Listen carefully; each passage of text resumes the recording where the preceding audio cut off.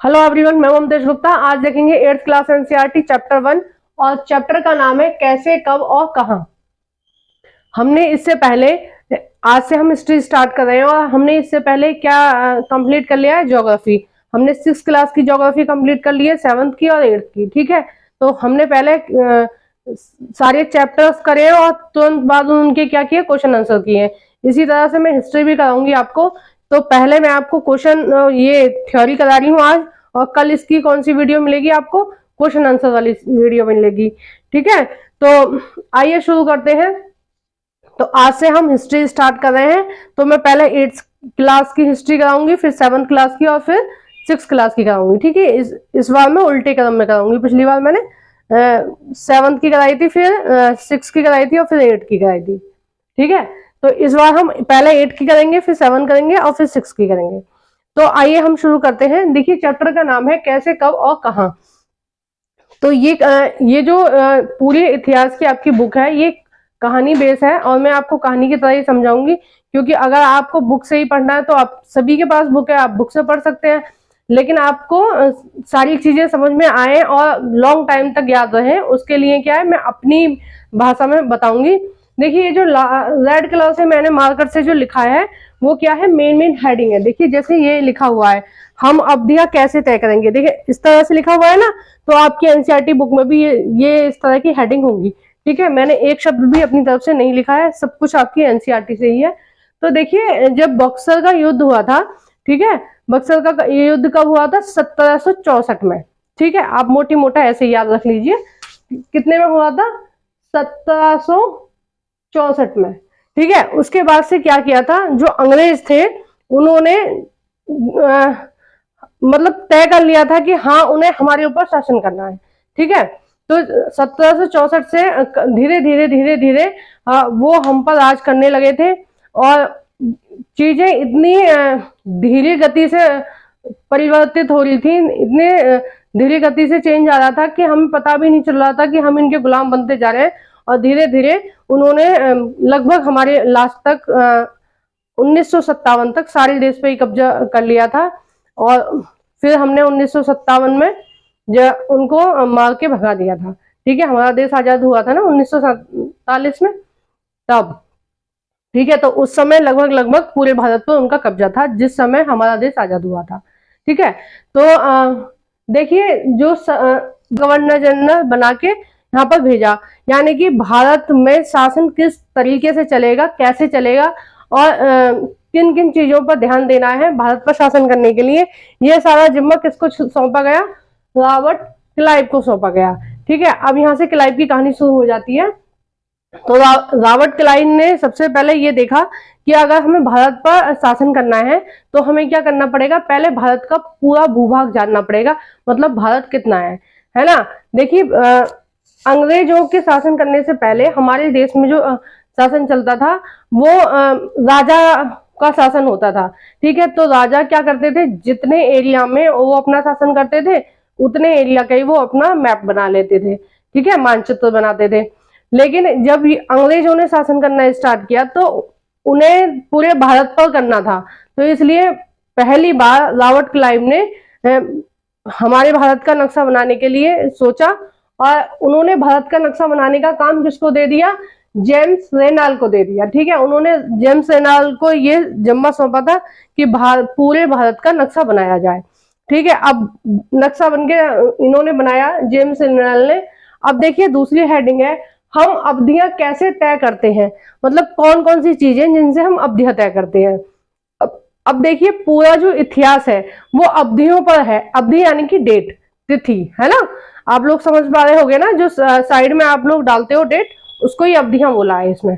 तो अब हम अवधियां कैसे डिसाइड करते हैं। अब देखिए, जो पूरा की पूरा इतिहास है वो डेट पर आधारित है ना, तिथियों पर आधारित है। कैसे, अगर किसी भी राजा के बारे में जानना हो और राजवंशों के बारे में जानना हो, और आपको ऐसे ही बता दिया जाए कि ये वाला राजवंश था, जैसे गुप्त था, मध्यकाल था, है ना, और अंग्रेजों का शासन था, ये गवर्नर जनरल आए, तो ऐसे जो क्रम है वो टूट जाएगा, हमें पता नहीं चलेगा कि कौन सी घटना पहले घटित हुई है और कौन सी घटना बाद में घटित हुई है। तो इस चीज का पूरा क्रम से इतिहास पढ़ने के लिए हमें किसकी जरूरत होती है? तिथियों की जरूरत होती है, ठीक है, डेटों की जरूरत होती है।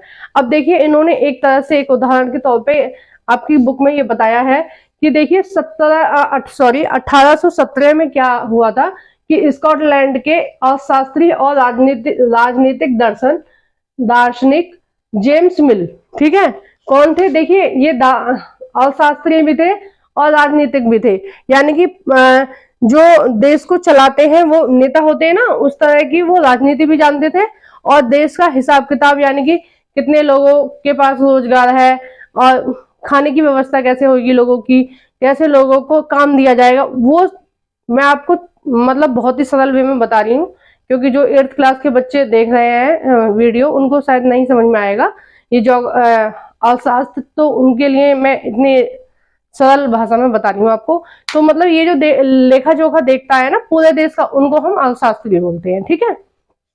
तो ये चीज आपको क्लियर हो गई। जेम्स मिल, ठीक है। अब देखिए जेम्स मिल जो थे उन्होंने क्या किया, एक बुक लिखी थी भारत का इतिहास के लिए, ठीक है। हम किसी भी देश में शासन कर रहे हैं तो हमें क्या वहां की सारी चीजें जाननी है ना। अब मान लीजिए अगर मुझे आपके घर में आके रहना है तो मैं जानूंगी कि आप कितने बजे उठते हो, क्योंकि आपके अकॉर्डिंग रहना पड़ेगा मुझे। अगर मैं आपके घर में रहूंगी तो आपके हिसाब से आप कितने बजे उठते हो, कितना बजे नाश्ता करते हो, फिर कितने बजे लंच करते हो, कितने बजे डिनर करते हो, मुझे पूरा की पूरा वो शेड्यूल फॉलो करना पड़ेगा, यानी कि सारी चीजें समझनी पड़ेंगी, आपके घर के लोगों के आदत स्वभाव समझने पड़ेंगे, सब कुछ चीजें समझनी पड़ेंगी, तभी तो मैं आपके घर में रह पाऊंगी, वरना नहीं रह पाऊंगी, है ना। तो उसी तरह से इन्होंने भारत को जानने के लिए, ठीक है, मिलने क्या ज्यादातर बुक में मिल ही लिखा गया है, जेम्स मिल एक दो बार ही आया है। तो जेम्स मिल ने क्या किया कि भारत का इतिहास लिख दिया। अब भारत के इतिहास को उन्होंने अपनी पुस्तक में लिखा, 3 खंडों में विभाजित करा। देखिए पुस्तक का नाम है the history of British India, ठीक है। बुक का क्या नाम है? The history of British India, ठीक है। इसमें 3 भागों में डिवाइड किया भारत के इतिहास को। कौन कौन से थे? हिंदू, ठीक है, सबसे भारत जो मूल लोग हैं वो कौन है? हिंदू हैं, क्योंकि सबसे पहले हिंदू थे।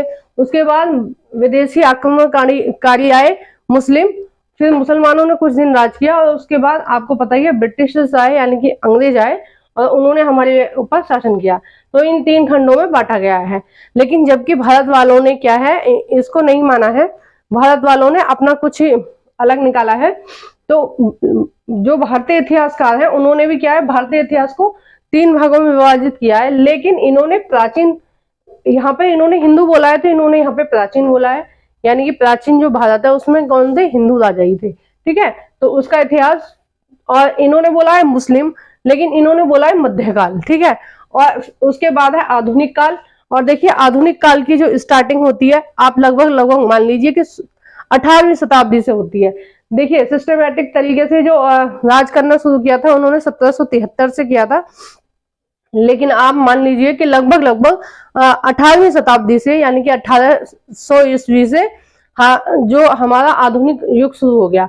देखो इसको आधुनिक युग इसलिए बोला गया कि मध्य काल में, देखिए जो प्राचीन काल चल रहा था उसमें हमारे प्राचीन काल में बहुत ज्यादा विकास हुआ, है ना, हर क्षेत्र में विकास हो रहा था। आप हमारे ग्रंथ अगर आप देखोगे तो हिंदुओं के जो ग्रंथ हैं ज्यादातर ग्रंथों में आयुर्वेद की चीजें लिखी हुई हैं और मतलब बहुत ही साइंटिफिक चीजें लिखी हुई हैं। देखिए आर्यभट्ट जैसे खगोल शास्त्री थे, उन्होंने काफी अच्छी रिसर्च करी थी और बड़ी शॉकिंग चीजें थी। आज तो दूरबीन वगैरह सब कुछ है, पहले तो कुछ नहीं था, लेकिन जब भी उन्होंने ये चीज बताई थी कि सूर्य नहीं घूमता है, पृथ्वी घूमती है, पृथ्वी घूम रही है, सूर्य जहां है वहीं है। तो ये क्यास लगाना भी बहुत ही मुश्किल था उस टाइम पे, क्योंकि कुछ भी नहीं था, दूरबीन वगैरह नहीं थी। तो ये मतलब हमारा जो देश है बहुत ज्यादा प्रगति कर रहा था, ठीक है। लेकिन जो मध्यकाल था उसमें प्रगति एकदम से रुक गई थी, क्योंकि बस मध्यकाल में क्या था, धर्म एक धर्म को दबाना है और दूसरे धर्म को उठाना है, बस यही चीज थी। मतलब पूरा की पूरा जो शासन प्रणाली थी वो पूरी तरह से धर्म पर डिपेंड थी, ठीक है, बस धर्म के लिए ही चीजें हो रही थी, बाकी देश का विकास नहीं हो रहा था। लेकिन जब आधुनिक युग आया तो अंग्रेजों की बिल्कुल भी मतलब अंग्रेजों की पूरी ये मंशा थी कि वो भारत पर हमेशा शासन करेंगे। तो इसलिए जो अंग्रेज थे वो, जो कुछ अंग्रेज अच्छे थे, ठीक है, सारे नहीं थे, कुछ अच्छे अंग्रेज थे और कुछ अच्छे गवर्नर जनरल भी रहे हैं। उन्होंने क्या किया, देश हमारे भारत के लिए कुछ अपना योगदान भी दिया है, मतलब काफी सारी चीजों में हमारा विकास किया है। अब देखिए जैसे रेल लाइन वगैरह बिछाई थी, तो ये इस तरह के मतलब थोड़े थोड़े डेवलपमेंट उन्होंने करे थे, लेकिन मध्यकाल में हमारा कोई डेवलपमेंट नहीं हुआ था, तो इसलिए आधुनिक युग बोला जाता है इसको। अब देखिए जेम्स मिल की राय में, जेम्स मिल की क्या राय थी, जिन्होंने इतिहास लिखा था भारत का, उनकी क्या राय थी, उनकी राय थी कि ब्रिटिश शासन भारत को सभ्यता की राह पर ले जा सकता है। मतलब उनका मानना था कि ये जो भारतीय है ना, इनका जो इतिहास रहा है वो बिल्कुल बेकार रहा है। उन्होंने पूरी तरह से खंडन कर दिया था मध्यकाल वाले को भी और प्राचीन काल वाले को, मतलब पुराने जो राजा की कहानियां थी उनको पूरी तरह से खंडित कर दिया था। और उन्होंने बोला था कि ये जो भारतीय हैं इनकी मानसिकता बहुत छोटी है और ये जो भारतीय हैं ये केवल कर्म कांड और ये जादू टोना अंधविश्वास इनमें ही पड़े रहते हैं। तो इन्होंने लोगों के दिमाग में ये गलत फहमी डाली और ये सक्सेसफुल हुए इस चीज में कि उन्होंने ये गलत फहमी डाली कि तुम्हारी जो भारतीय सभ्यता है ना वो बिल्कुल बेकार है और वो कुछ काम की नहीं है, इसलिए तुम क्या सीखो, तुम सीखो मतलब पश्चिम की सभ्यता सीखो। पश्चिम का मतलब होता है यूरोप, ठीक है, मैंने आपको ज्योग्राफी में कई बार बताया है कि यूरोप को क्या बोलते हैं, हम पश्चिम बोलते हैं, और एशिया को हम बोलते हैं पूर्व, ठीक है। तो हमारा देश किस में आता है, एशिया में आता है।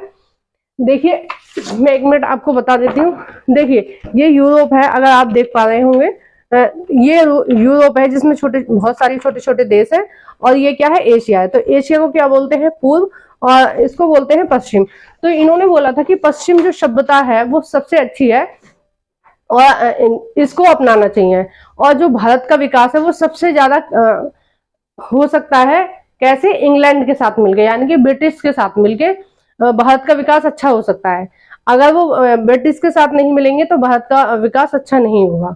तो ये उनका मानना था, ये उनकी मेंटेलिटी थी, पर ऐसा नहीं है। देखिए जो अंग्रेजों के जमाने में जितना भी विकास हमारे देश का हो रहा था उससे 4 गुनी ज्यादा स्पीड से आज हमारे भारत का विकास हो रहा है, ठीक है। तो जो विकास होता है वो किसी का मोहताज नहीं है।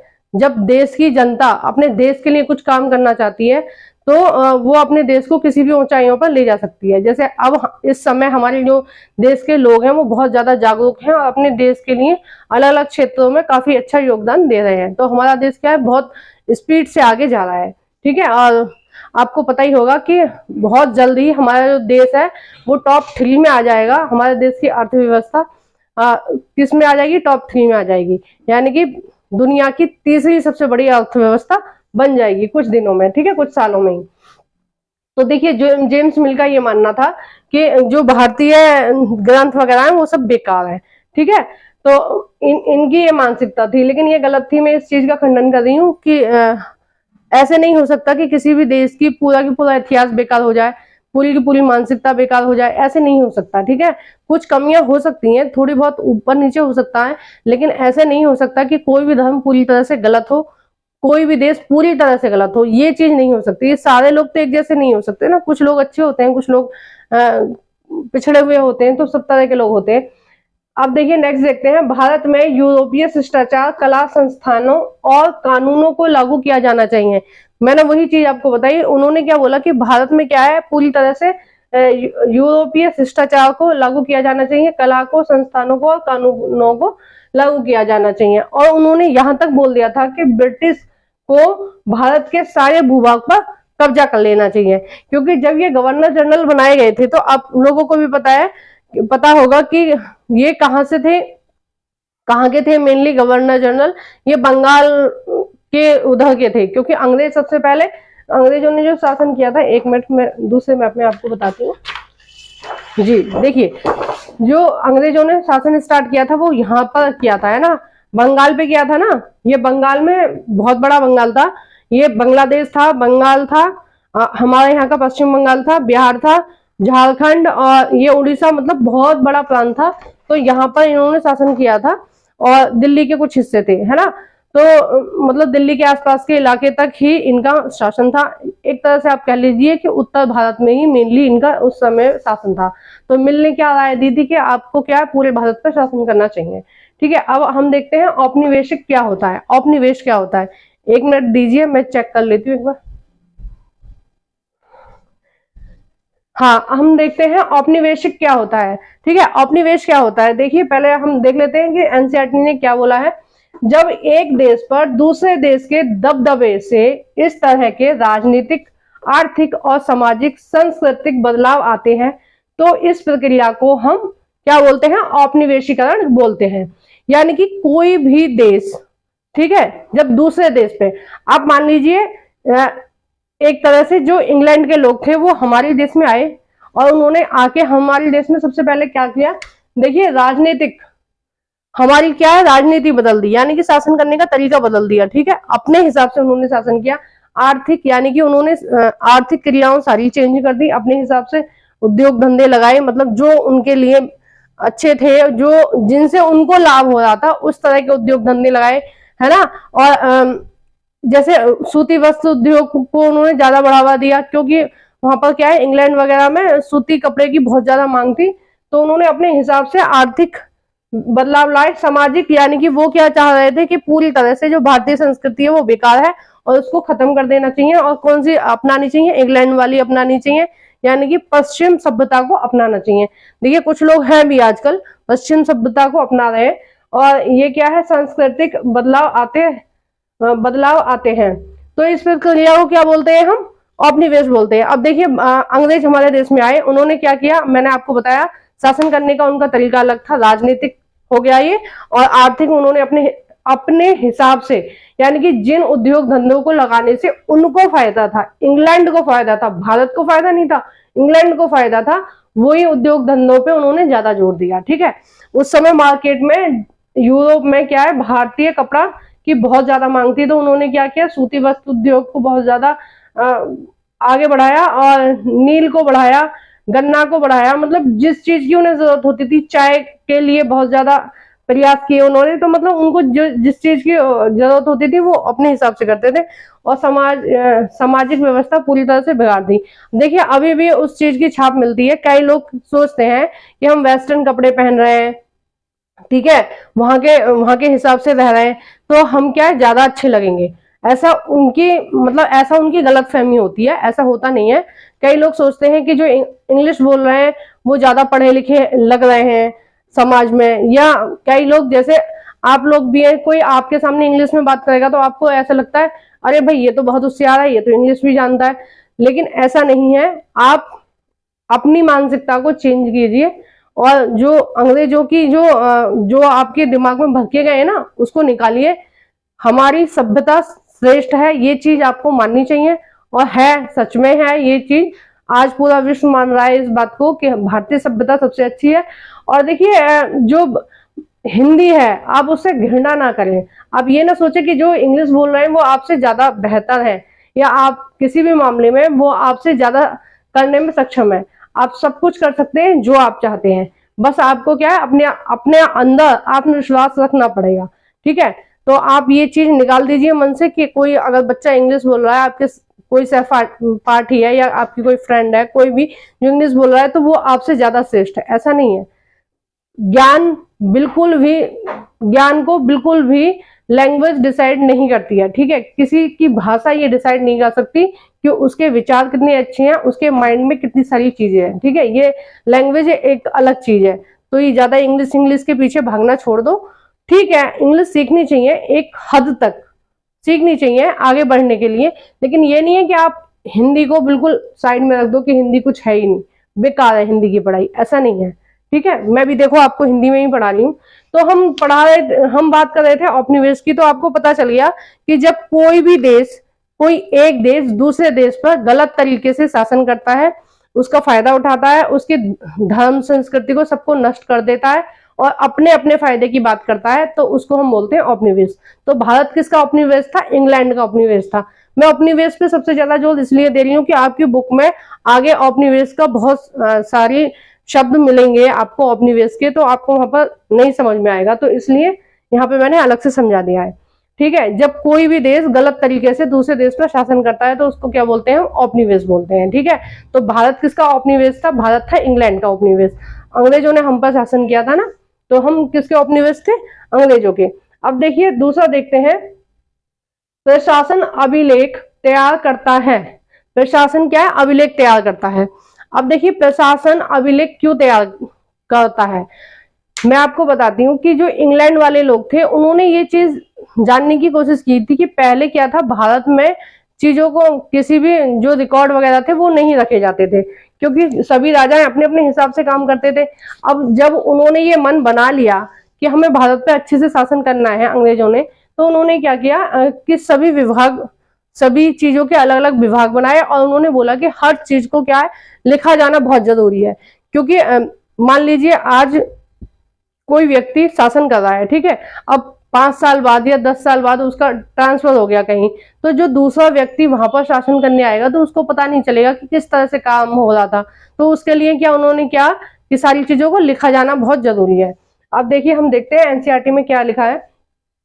हर निर्देश, हर योजना, नीतिगत फैसले, यानी कि उस क्षेत्र में किस तरह से योजनाएं लागू की गई हैं, और सहमति, सभी तरह की सहमति, जांच को साफ साफ लिखना जरूरी था, ताकि अभिलेख यानी कि रिकॉर्ड के द्वारा अतीत की सभी घटनाओं का पता लगाया जा सके। अब देखिए जो मोदी सरकार है वो हमारे देश में बहुत ज्यादा तेज गति से बदलाव ला रही है। ठीक है, बहुत नई नई योजनाएं रोज आ रही हैं, बहुत सारी चीजें चेंज हो रही हैं। तो अब ये सब क्या है, रिकॉर्ड के तौर पे रखा जा रहा है। ठीक है, अब अभी हाल फिलहाल में चंद्रयान 3 लॉन्च हुआ था, तो जितने भी उसके ऊपर स्टडी की गई थी या जिस तरह से भी भेजा था, तो उसका क्या है, एक पूरा लेखा जोखा रखा था। ठीक है, अब देखिए जो चंद्रयान 2 था वो एक तरह से असफल रहा, लेकिन उसके सारे रिकॉर्ड रखे गए थे, यानी कि वो कैसे बनाया, कैसे उसको लॉन्च किया, सब कुछ उसका क्या है, लिखित में लिखा गया था। तो हमें चंद्रयान 3 को बनाने में बहुत कम समय लगा और आधी लागत में हमने, मतलब बहुत कम लागत में हमने बना लिया। क्यों बना लिया, क्योंकि हमारे पास लिखी हुई चीजें थी पहले से कि हमें कैसे करना है, क्या करना है। ठीक है, तो हमें क्या है, बहुत जल्दी बन गया चंद्रयान 3, क्योंकि हमें क्या है, हेल्प मिल गई उन अभिलेखों से। ठीक है, तो इस तरह से अब जैसे मोदी जी की सरकार चल रही है, तो मोदी जी जो भी नीतियां, कानून ये सब बना रहे हैं, तो सारी चीजें लिखी जा रही हैं। ठीक है, लिखी जाती हैं सारी चीजें, कानून वगैरह सब कुछ लिखे जाते हैं, अभिलेख लिखे जाते हैं, तो ये सारी चीजें लिखी जा रही हैं। जब दूसरी सरकार आएंगी तो उन्हें इसमें जो भी करेक्शन करना होगा, नीतियां अगर उन्हें अच्छी नहीं लग रही हैं उसमें करेक्शन करना है, यानी कि और अच्छा देश के लिए और बेहतर नीतियां बनानी है, तो वो क्या पहली नीतियों को देखते हैं कि जो पहले फैसले लिए गए थे देश के लिए वो किस हद तक सही थे और किस हद तक गलत थे तो क्यों थे। तो ये सारी चीज हम कब देख सकते हैं, जब कोई भी चीज लिखी जा रही है। ठीक है, तभी तो हम पता लगा सकते हैं कि पहले इस तरह से घटना हुई थी और अब इस तरह से घटनाएं हो रही हैं, है ना। तो हम जो पहले गलतियां कर चुके हैं वो अब ना करें, इसलिए क्या है, हम सारी चीजों को लिखते चलते हैं। इसलिए क्या है, रिकॉर्ड रखना बहुत जरूरी है। अब देखिए रिकॉर्ड रखने के लिए पहले प्रेस वगैरह नहीं थी, यानी कि पहले प्रिंटर नहीं थे, है ना, किसी तरह की फोटोकॉपी वगैरह नहीं होती थी। तो मतलब रिकॉर्ड लिखने के लिए, सारी चीजों को लिखने के लिए किसको रखा गया था, इनको रखा गया था खुशन बीसी या सुलेखन बीसी। ऐसे लोग होते थे जो चीजों को बहुत सुंदर ढंग से लिखते थे, यानी कि इन लोगों को केवल इसलिए रखा जाता था कि ये जो भी बोल रहे हैं वहां के अधिकारी कर्मचारी, वो क्या है, अच्छे ढंग से लिखे जाए। ठीक है, लिखते थे। 19वीं शताब्दी के मध्य तक छपाई की तकनीकी भी फैलने लगी। क्या फैलने लगी, मतलब छपाई की तकनीकी, यानी कि प्रिंटर वगैरह आ गए, प्रेस वगैरह आ गई, तो छपाई की तकनीकी फैलने लगी, फिर इनका काम जो है वो खत्म हो गया, है ना। अब देखिए रिकॉर्ड रखना इसलिए जरूरी होता है। अब मान लीजिए आप 8th क्लास में है, ठीक है, और आप अच्छे नंबर से पास हो गए, तो आप किसी को कैसे बताओगे कि आप अच्छे नंबर से पास हुए हो। आपके अगर आपको रिजल्ट ना मिले, रिजल्ट क्या है, एक तरह का रिकॉर्ड है ना, आपको रिकॉर्ड दिया जा रहा है कि देखो आप 8th क्लास में इतने 60% से या 7% से 70% से क्या है पास हुए हो। तो आपके पास एक रिकॉर्ड हो गया। अगर आपसे कोई भी ये चीज मांगेगा कि आपकी 8th क्लास में कितने नंबर आए थे, तो आप अपना रिकॉर्ड या उसको रिपोर्ट कार्ड भी बोलते हैं ना, तो आप उसको निकाल के दे देंगे कि देखो मेरे इतने नंबर आए थे। ठीक है, अगर आपको वो रिपोर्ट कार्ड ना दिया जाए, आपको वो रिजल्ट ना दिया जाए, तो आप कैसे बताएंगे कि मेरे तो 8th में इतने नंबर आए थे? और कौन आपकी बात पे यकीन करेगा? कोई नहीं करेगा, सब बोलेंगे झूठ बोल रहा होगा, इतने तो नहीं आ सकते इसके, या फिर कम लगेगा या उसको ज्यादा लगेंगे। तो मतलब वो आपकी बात पर विश्वास क्यों करेगा? तो रिकॉर्ड इसलिए रखे जाते हैं ताकि चीजें क्या है, विश्वसनीय रहे। ठीक है, और लोगों को पता चले एग्जैक्ट क्या हो चल रहा था उस टाइम पे। अब देखिए इन्होंने फिर क्या किया, सर्वेक्षण का दौर चलाया। सर्वेक्षण का बढ़ता महत्व है। ठीक है, सर्वेक्षण का क्या मतलब है? किसी भी चीज के बारे में जानना। सर्वेक्षण, अगर जैसे जनगणना वगैरह होती है, तो उसमें जनगणना का जो सर्वेक्षण होता है उसमें क्या हम जानते हैं कि किस तरह से कितनी जनता है, कितने लोग रह रहे हैं हमारे देश में, कितने स्त्री हैं, कितने पुरुष हैं, इस तरह की रिकॉर्ड हम हासिल करते हैं। ठीक है, लिखते हैं। किसकी वजह से? सर्वेक्षण की वजह से। अब जब इन्होंने मन बना लिया था इंग्लैंड वालों ने कि भारत पर शासन करना है, तो इन्होंने क्या किया था फिर कि उन्होंने हर चीज का सर्वेक्षण करा। उन्होंने भारत के बारे में जानना शुरू कर दिया। पहले क्या किया, नक्शा बनवाया, फिर सर्वेक्षण शुरू कर दिए, और इन्होंने सारी चीजों को लिखना शुरू कर दिया सिस्टमेटिक तरीके से कि हमें किस तरह से शासन चलाना है, किस तरह से क्या चीजें लागू होंगी। ठीक है, अब देखिए सर्वेक्षण कैसे, किन किन चीजों का इन्होंने सर्वेक्षण करा। देखिए सबसे पहले तो इन्होंने नक्शा तैयार किया था। फिर इन्होंने क्या किया था, इन्होंने देखा कि गांव से कितना राजस्व, राजस्व माने होता है टैक्स। ठीक है, तो मतलब पहले किसानों से टैक्स लिया जाता था ना अंग्रेजों के द्वारा। अभी थोड़ा ये तो बहुत, अब तो ना के बराबर है किसानों के पास टैक्स, लेकिन किसानों पर टैक्स, लेकिन पहले बहुत ज्यादा था।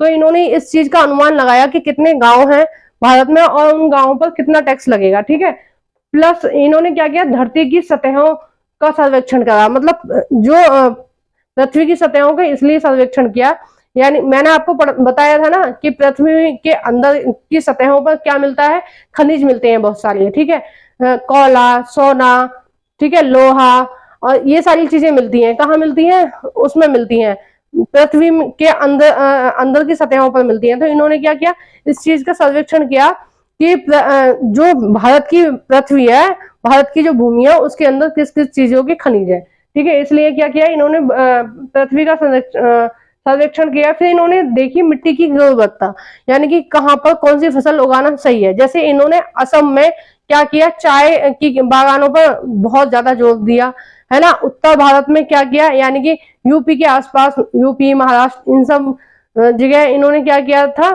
कि ज्यादा से ज्यादा गेहूं उगाने के लिए बोला था।